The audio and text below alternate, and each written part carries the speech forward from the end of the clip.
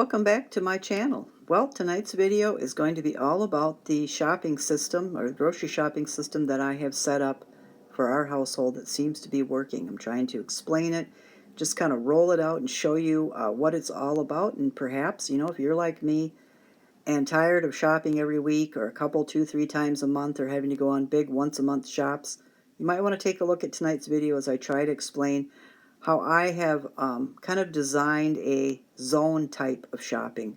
And by zone, I mean category, where I spend time buying items in like the meat category. I spend 1 month buying, using the grocery money to buy all the meat that we need for 3 months or 6 months or 9 months.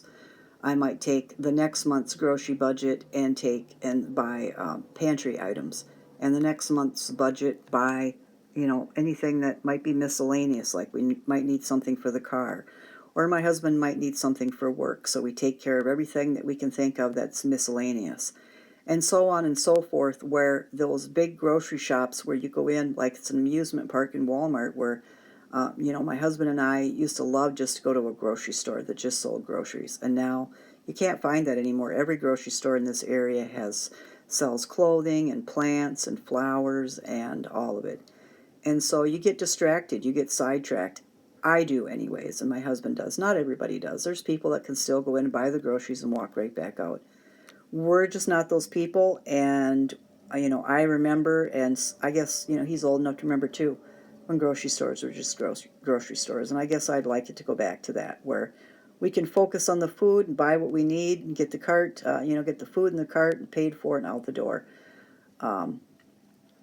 And so because of that, because of the distractions, because of the impulse, because of the time, just the time to go up and down every aisle to make sure you're not missing something. I mean, we're just like that. I decided I just wanted to limit how many times I went to the grocery store. I gave up the once a month. That was just too much. Then I try to do it a couple of times a month. That was too much. Then I try to do it every other week. I just didn't really know what to do to make it more simple, to get everything, we would go grocery shopping, I'd make it as simple as possible, and I always would forget something. Once grocery delivery came along, that took a lot of pressure and stress and, everything off of you.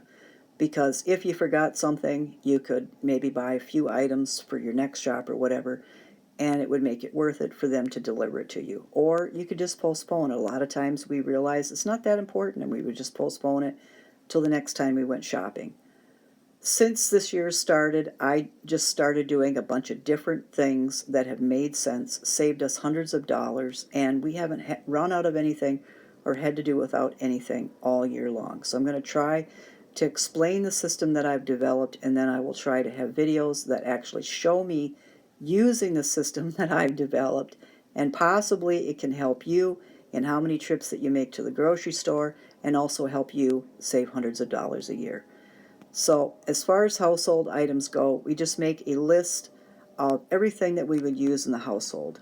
So if you would buy napkins or paper plates, paper towel, toilet paper, and stuff like that, those would be your household goods. For us, we just buy toilet paper. We don't buy napkins, paper plates, or paper towel anymore. Our toiletry items, that would just be, any makeup that I might have, which is, pretty small list. I still dye my hair, so I'd have to have hair dye, shampoo, we don't use conditioner, deodorant, lotions, laundry soap, vinegar for cleaning, Windex, garbage bags, Q-tips, stuff like that would be our toiletry items. And then miscellaneous would be like over-the-counter medications, our cat's litter, if I needed a new set of dishes or a fry pan or something like that, possibly seasonal items or things that are just kind of like off, like a case of tea or a case of hot cocoa mix or stuff, or a big box of potato chips or crackers from Sam's. That might be included in that.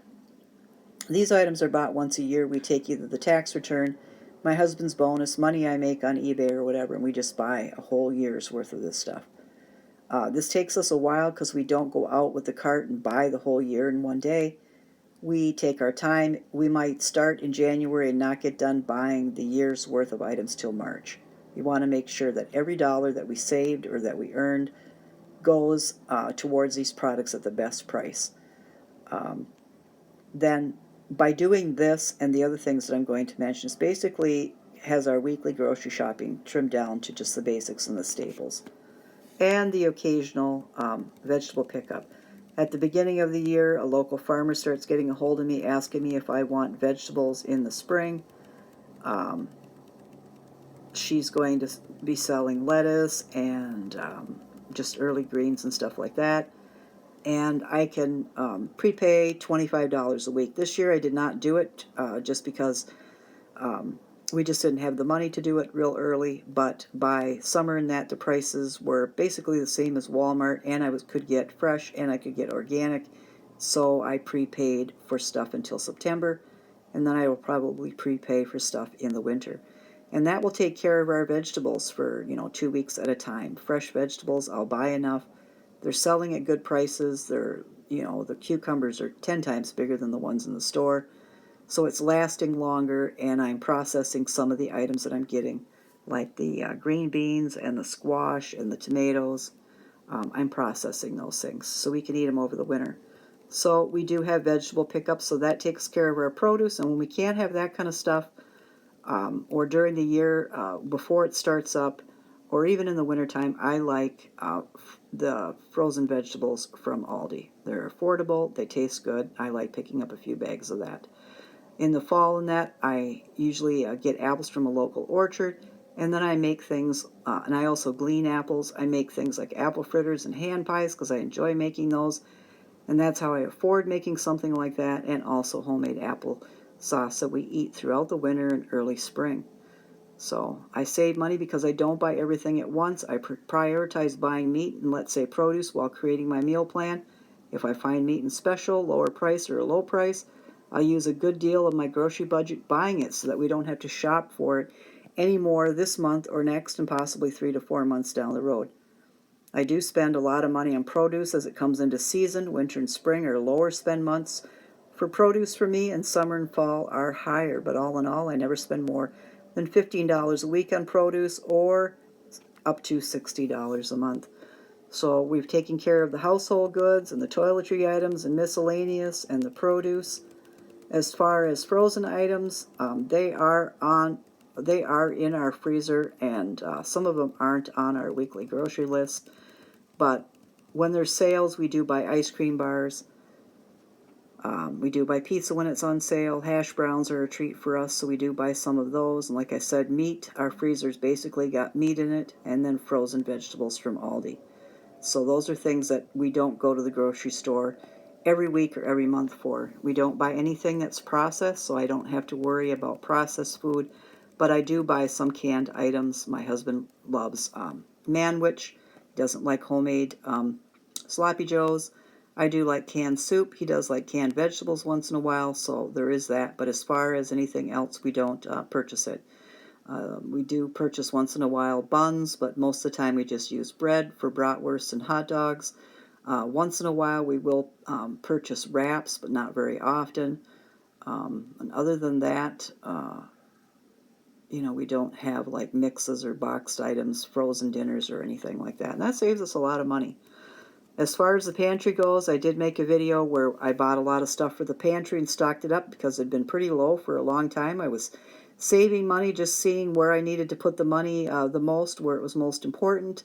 But after a while, the stock ran low in the pantry, so I went ahead and I bought supplements and oats and grains, dried fruits and nuts, healthy snacks and stuff like that. And it cost about $375, and I was able to bulk up the pantry, and it's still in really good shape. So in some cases, I bought some of those items for up to 3 and 6 months. As far as the nuts and seeds, I just put those in the freezer. So they'll be perfectly fine in there until I'm ready to eat them. Baking items, I don't sit and buy those every time I go into the store. I buy those when I'm going to start baking, and that's in the fall and the winter.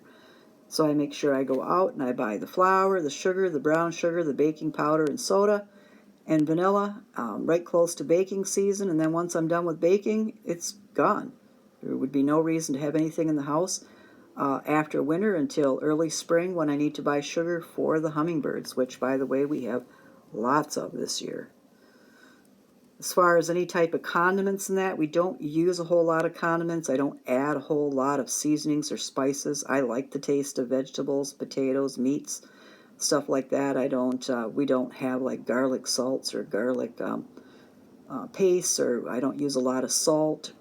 Pepper is one of my favorite spices, so I do use a good amount of pepper, but I don't use onion unless I'm cooking something for my husband. He does like onion. I'm not able to eat onions or onion powder or anything. As far as broth, I generally make my own, and mine's pretty plain, and his has onions and celery and stuff like that in it. So condiments that we go through are peanut butter, jelly, honey, ketchup, mustard, mayo, olive oil, cooking spray, stuff like that. And I buy all of that at Thrive Market twice a year, 6 months stock at a time when they have 25% off, and then I already have my member discount of 20%, so it makes those products very, very affordable.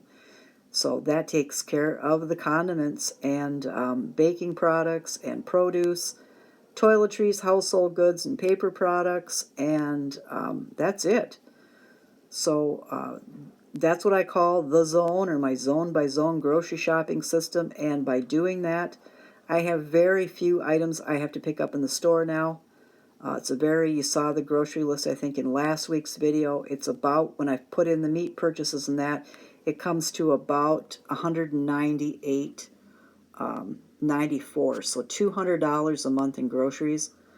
And I have $400 budgeted, so as you can see, I could take the money that I save on groceries and decide how much meat I want, how much space we have, and fill the freezer with meat for 6 months or a year.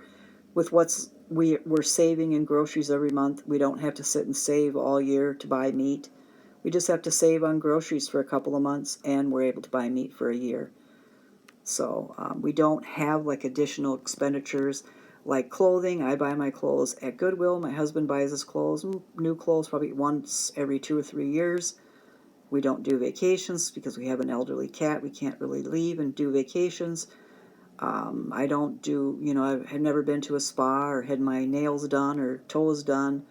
I wear very little makeup. I dye my own hair. I cut my husband's hair, so he's got a track phone that he doesn't use very often. I have a smartphone that I hardly use at all, but we need them, for an emergency. As far as streaming, we just have Netflix with ads. I don't buy books or magazines. We don't go to movies. So pretty low maintenance as far as those things go, so we don't have to budget for those or save for those or anything like that. So if you liked tonight's video, if you have any questions about it, I'd love to answer any questions. I am still trying to finalize this to make it simple and easy to explain. I am planning on doing videos so that it's showing, that once a year toiletry, household good stock up, a pantry stock up, the stuff I'm going to be buying for baking. I'm also going to make videos about my baking, holiday baking or fall baking. I can show grocery hauls, but shops there's so little in the cart now. But I'm happy to do those if you want just, little grocery hauls included in a video.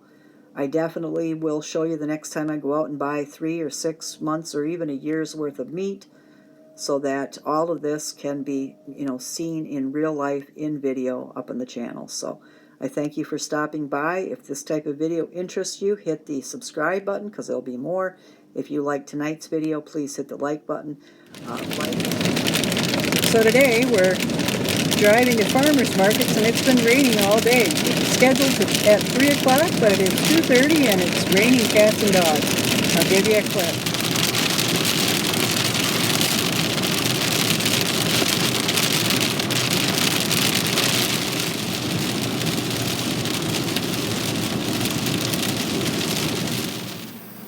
And here's enough cream for about 7 days of coffee. So I have 1 cup of coffee every day, and then on the weekends my husband and I have it on Saturday and on Sunday. So this cream should last for a good 6 or 7 days, and then after that it does start to separate a little bit.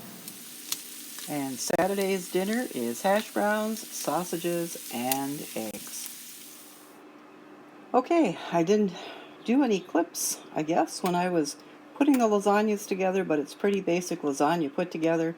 I got a large pan and a smaller pan, and I just kind of want to make a meal or make something that will spread out across 2 nights of dinners and then have some leftovers. Usually, I can get that with soup, but it's been so hot lately that I haven't done the soup. And yeah, I have made dishes lately that there's leftovers and stuff, just not that we can eat it 2 days in a row and then still have leftovers. So lasagna is a good meal for that. So when they come out of the oven, I will show you what it looks like. In full transparency, let's take a look at the kitchen at 6:30 in the morning. So we got dishes everywhere. I started this at 4 o'clock in the morning because I had been in bed on Sunday, not feeling well. I think I'm one of those people that I just don't know when to take it easy or slow down. I just keep on keeping on. And I think it's catching up with me because I was just exhausted. I just didn't feel well. I was exhausted. And yet I got up because I have ingredients that have been in the freezer and now they've been in the fridge to make lasagna with, and it's got to be made. So dirty dishes everywhere. There's a pan that I got from Magnolia. Horrible pan. Tried to get my money back. They wouldn't have it. So whatever you make in here, whether it's a cake or brownies or lasagna, that's just why I bought it. And that sits in the seams, and it oozes for weeks on end. And every time you pull it out you can even see it still here. Every time you pull it out to use it, what last was cooked in it, in this case it was lasagna maybe a year ago, starts oozing out. I always want to give it a chance because it was $34, but as you can see, it's just not worth it. So I had to use glass pans, which came out of a cupboard that's more than full of crap. And so here it is all over the floor. The cat's licking the George Foreman because I'm sure there's at least a drop of grease on there and he's begging for food. So yeah, just too much. So I just hauled everything out. And now we're going to put a donate pile or giveaway pile and just put an end to this disaster. We got stuff everywhere. So that is, see, Kitty's begging for food. Neither bowl is filled with food. So yeah, that's the kitchen. Early morning, getting done with the lasagna. And the kitchen is clean. I let the dishes air dry. My husband gets irritated by that, but that's okay. So yeah, everything's clean. I got all these stack of pots and pans to put away, but I will put those away in due time. That's a clean kitchen after several hours of work.